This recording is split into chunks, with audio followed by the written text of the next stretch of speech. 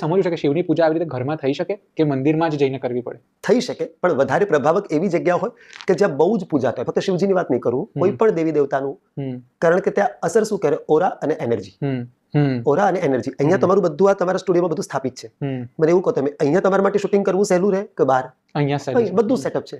તો એવી રીતે કોઈ પણ વ્યક્તિ ક્યારેય મંદિરમાં જાય તો શેના માટે જાય? એક પોઝિટિવિટી લેવા. બધાને ખબર નથી પડતું, તો બધાને એવું લાગતું હોય કે સુખ પામ.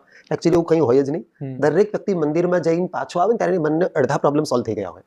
તમે કોઈ કારણે દુઃખી હો, કોઈ આપણને દુઃખી કર્યા હોય, તે આપણે જ્યારે મંદિરમાં જઈએ, આસ્થાવાન લોકોની વાત કરું છું, જે માનતા નથી એમની વાત અલગ છે. એ વ્યક્તિ જ્યારે મંદિરમાં જાય ને, એ પહેલા બહુ દુઃખી હોય, પણ જ્યારે એ મૂર્તિની સામે પોતાનું દુઃખ કહીને આવે, આ તે એટલે અડધો તો હલકો થઈને જ આવે. તો આ ત્યાં શું કામ કર્યું? એનર્જીએ કામ કર્યું કે જ્યાં 50 સેંકડો લોકો રોજ જઈને પોતાની આસ્થા કહેતા હોય, એક આશા સાથે જતા હોય, ત્યાંનો ઓરા, ત્યાંની એનર્જી આપોઆપ એવી પોઝિટિવ બને. જ્યારે તમે તમારી નેગેટિવ એનર્જી લઈને ત્યાં જાઓ પોઝિટિવિટીની આશાથી, તો એ એનર્જી તમને અસર કરે.